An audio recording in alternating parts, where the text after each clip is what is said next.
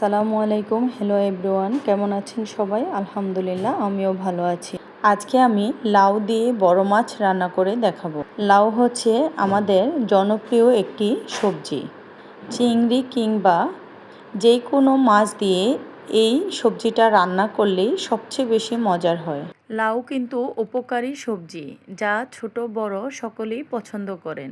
তবে মাছ দিয়ে লাউ রান্না করলে সবচেয়ে বেশি মজার হয়। তো কথা না বাড়িয়ে চলে যাব মূল রান্নায়।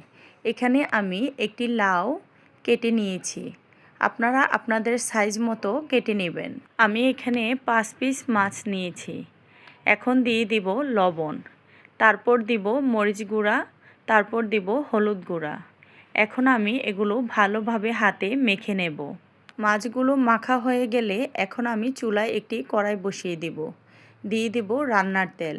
তেলটা ভালোভাবে গরম হয়ে আসলে এক এক করে আমি মাছগুলো দিয়ে দেব।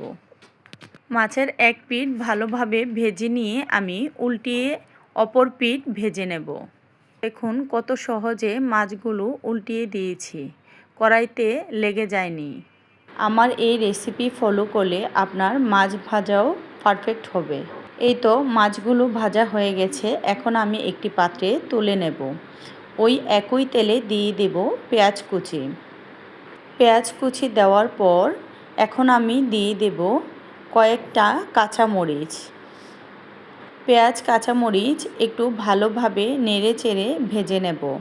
আপনারা চাইলে মাছের পরিবর্তে মাছের মাথা দিয়েও লাউ রান্না করে খেতে পারেন।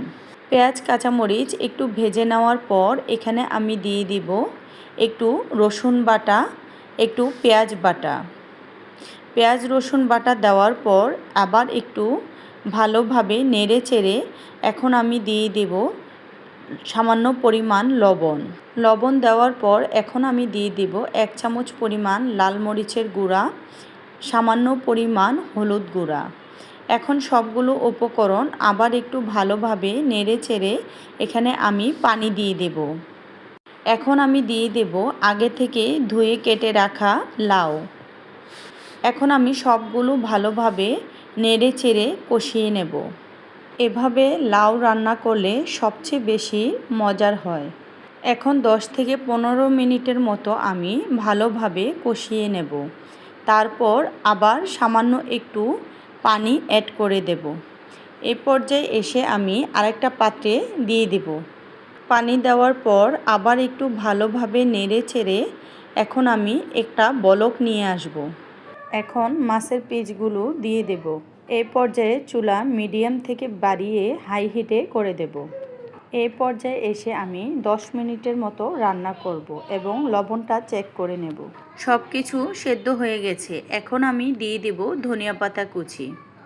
ভীষণ মজা লাউ দিয়ে মাছ রান্না কমপ্লিট। আল্লাহ হাফেজ।